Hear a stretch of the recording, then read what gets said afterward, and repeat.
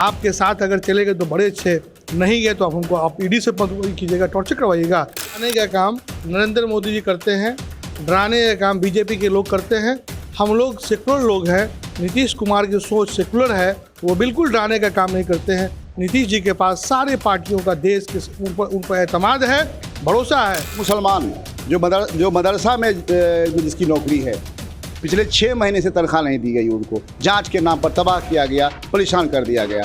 अगर जांच के बाद भी जब जांच रिपोर्ट चली भी गई, फिर भी जो है कोर्ट ने फैसला नहीं दिया उसके हक में, और अब तक पेमेंट 6 महीने से पेमेंट नहीं मिली उनको। इस पर आप क्या कहना चाहेंगे? ये सब तो बदले की भावना से हो रही है, और जो भी काम हो रहा है ये जो संवैधानिक संस्थाएं हैं उसका दुरुपयोग। तेजस्वी यादव के ऊपर अभी फिर गाज गिरने की संभावनाएं पैदा हो रही है, लोगों में एक चर्चा है, इसके बारे में क्या कहना चाहिए? ऐसा है कि आपने देखा होगा, जब इससे पहले भी जब नीतीश कुमार जी जब उनके साथ गए, उस वक्त भी सीबीआई और ईडी को लगाया गया और 5 साल तक कोई कार्रवाई नहीं की। हिंदुस्तानी मीडिया में आपके साथ शाहिद कामरान। अभी हमारी टीम मौजूद है मधुबनी के चंद्रा कम्प्लेक्स में। आप देख सकते हैं हमारे साथ जेडीयू के 3 लीडर्स बैठे हैं हमारे साथ। इसमें सबसे पहले हम परिचय कराएं दर्शकों आपको कि एक हमारे साथ बिस्पी के इंचार्ज हैं, हम उनसे बात करेंगे, और दूसरे शख्स हमारे साथ हैं जो मैं बता दूं आपको कि ये ऑलरेडी पहले एक्स चेयरमैन मदरसा एजुकेशन बोर्ड पटना और इन दिनों दरभंगा प्रमंडल के जेडीयू इंचार्ज हैं। इनके ऊपर भी बहुत सारी जिम्मेदारियां हैं पार्टी को आगे बढ़ाने के लिए। हम विशेष उनसे बात करके बताएंगे आपको कि आखिरकार इनका उद्देश्य क्या था, लेकिन कुछ सवालें ऐसी हैं जो इनसे करना लाजिमी है। सबसे पहले सर मैं कुछ बात करूंगा, स्वागत है आप। बहुत बहुत शुक्रिया सर। इन दिनों एक बात फिर गूंज रही है मुख्यमंत्री नीतीश कुमार के बारे में, क्या वो फिर पासा पलटने वाले हैं? ये सब अफवाह फैलाया जा रहा है, ऐसी कोई बात नहीं। ऐसी कोई बात नहीं। दूर दूर तक आपने देखा होगा कि लालू प्रसाद यादव ने कल के किताब का विमोचन में साफ कर दिया कि हम लोग इंटैक्ट हैं, हमारा महागठबंधन इंटैक्ट है और नीतीश कुमार जी और लालू यादव जी मुत्तहिद हैं। ये सब गलतफहमी फैलाई। आप महागठबंधन के साथ जुड़े हुए हैं, जब महागठबंधन से अलग होते हैं तो महागठबंधन के खिलाफ बोलते हैं, जब साथ होते हैं तो ये सियासत है, एक तो ये पॉलिसी है। लेकिन मेरा कहना है जैसे तेजस्वी यादव के ऊपर अभी फिर गाज गिरने की संभावनाएं पैदा हो रही है, लोगों में एक चर्चा है, इसके बारे में क्या कहना चाहिए? ऐसा है कि आपने देखा होगा, जब इससे पहले भी जब नीतीश कुमार जी जब उनके साथ गए, उस वक्त भी सीबीआई और ईडी को लगाया गया और 5 साल तक कोई कार्रवाई नहीं की।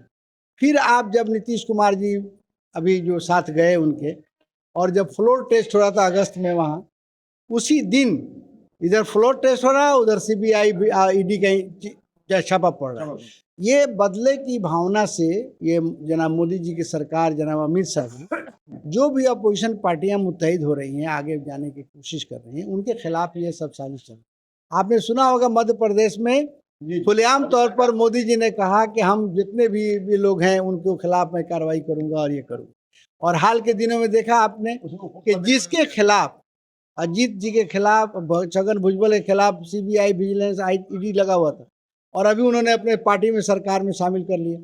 ये सब तो बदले की भावना से हो रही है, और जो भी काम हो रहा है ये जो संवैधानिक संस्थाएं हैं उसका दुरुपयोग किया जाए। तो एक सवाल है जो हमारे दर्शकों को दर्शक काफ़ी उत्सुक हैं जानने के लिए, इसलिए कि आप चेयरमैन रहे मदरसा एजुकेशन बोर्ड के, नहीं लग रहा है आपको कि नीतीश के राज में, नीतीश और लालू के राज में, यही कह सकते हैं, इसलिए तेजस्वी जी उप मुख्यमंत्री हैं, लेकिन महागठबंधन की बात है, खासकर मुसलमान जो मदरसा में जिसकी नौकरी है, पिछले 6 महीने से तनख्वाह नहीं दी गई उनको, जांच के नाम पर तबाह किया गया, परेशान कर दिया गया।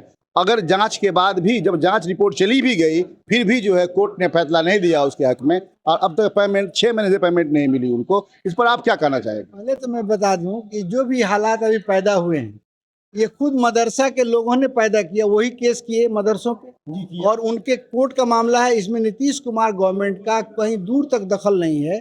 आप जानते हैं कि जुडिशरी इंडिपेंडेंट है, और आप अपने मामले को लेकर जाते हैं कोर्ट में, और कोर्ट का कोई फैसला होता है, सरकार का दखल नहीं। आपकी सरकार तो वक्त मांगी ना कोर्ट से कि हमें 10 सप्ताह का समय दीजिए, जबकि 2 महीने पहले ही पूरे बिहार की रिपोर्ट चली गई हुई है एजुकेशन डिपार्टमेंट के पास। नहीं, वो अपना जो भी रिपोर्ट, उनको विस्तृत रिपोर्ट जमा करना था, और वो हमारे जो पदाधिकारी हैं वो पूरे 609 मदरसों को रिपोर्ट बनाना था, वो नहीं बना पाए, उसमें टाइम उन्होंने लिया।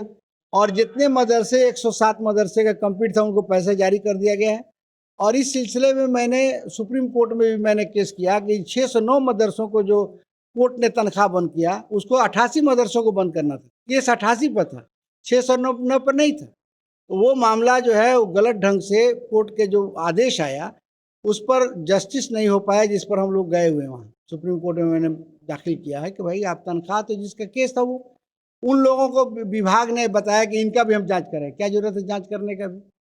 इसलिए इसमें नीतीश जी का कोई दखल नहीं। विभाग ने, किस विभाग ने कहा? कोर्ट ने कहा या एजुकेशन डिपार्टमेंट? कोर्ट ने आदेश कर दिया 609 बंद करने का, उस पर इन्होंने टाइम मांगा।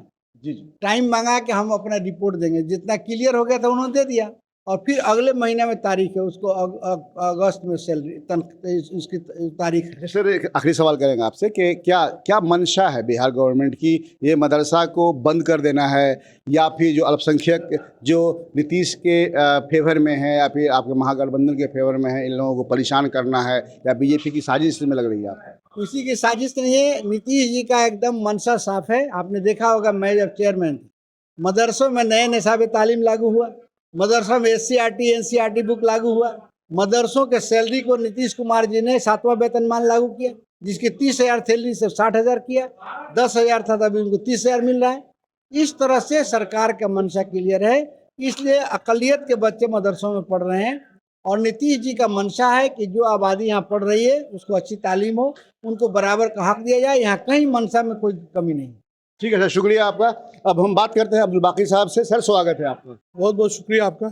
आपसे एक सवाल करना है सर कि जैसे कि अभी बात हमारी कयूम साहब से हुई, और बड़े लीडर भी हैं, और उन्होंने मदरसा बोर्ड में रहकर पूरे बिहार को देखा है, और बहुत ही ये कह सकते हैं कि कड़क चेयरमैन के तौर पे जाते रहे हैं और जाते रहेंगे। वो शायद अगर वो कुछ साल और रहते तो मदरसे का निज़ाम जो है कुछ और ही हुआ होता। मेरा कहना यह है कि अभी जो आपके एजुकेशन डिपार्टमेंट में KC पाठक का जो रोल है, इससे लग रहा है बिहार के टीचर्स में काफ़ी नाराज़गी है, और यह आपके सरकार के लिए बड़ा नुकसानदेह होगा और भुगतना होगा। आपको क्या करना चाहिए?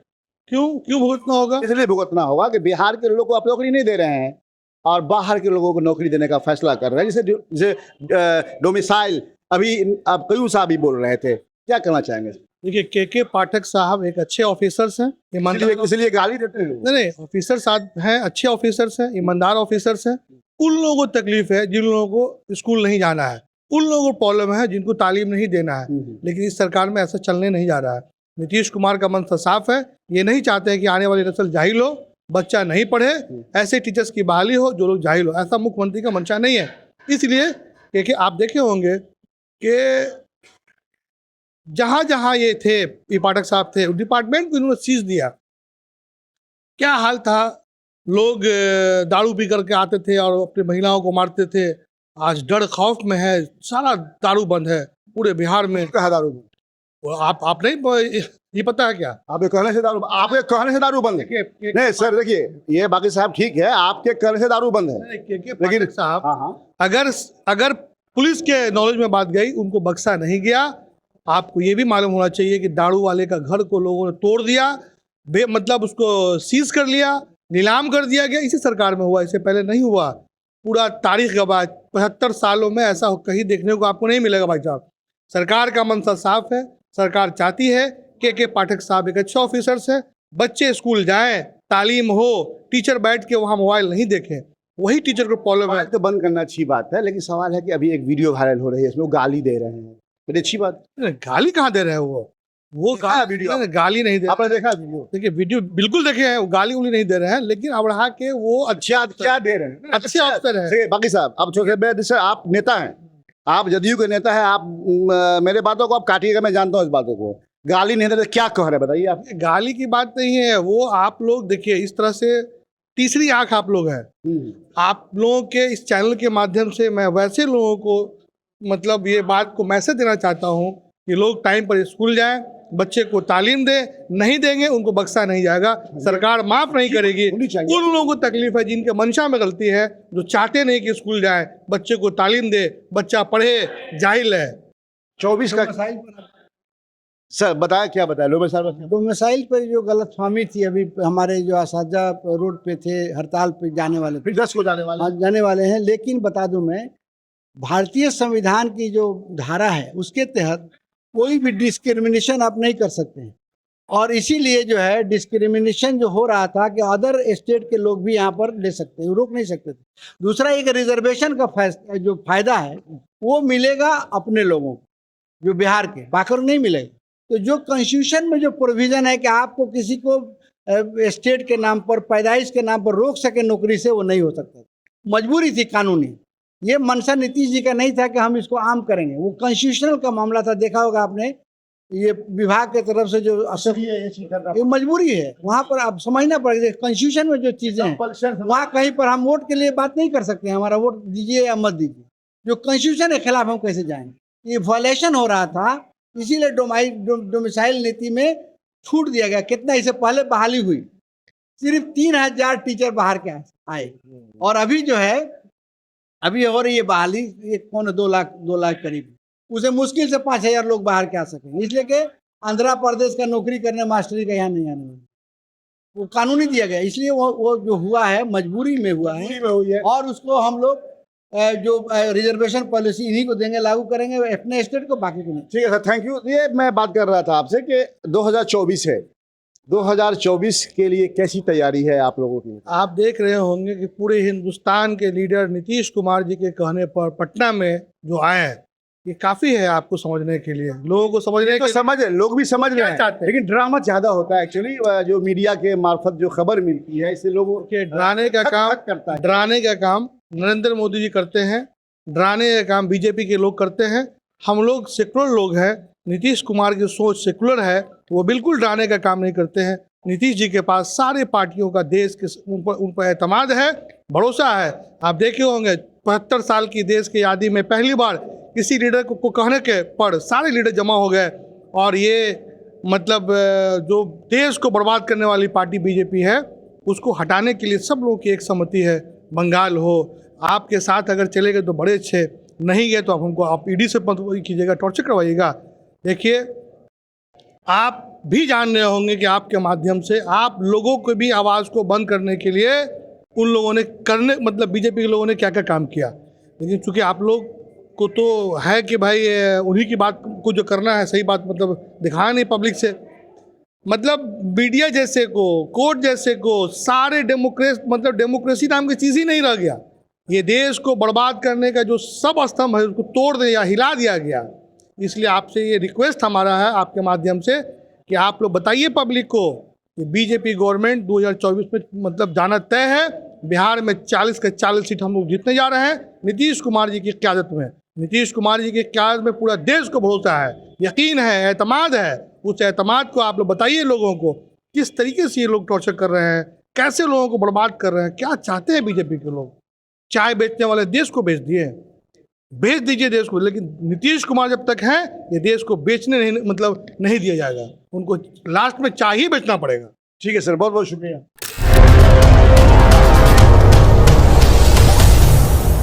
अगर आप हमारा चैनल YouTube पे देख रहे हैं तो चैनल को सब्सक्राइब कर दें और बेल आइकॉन को दबा दें ताकि लेटेस्ट न्यूज़ आप तक पहुंचती रहे।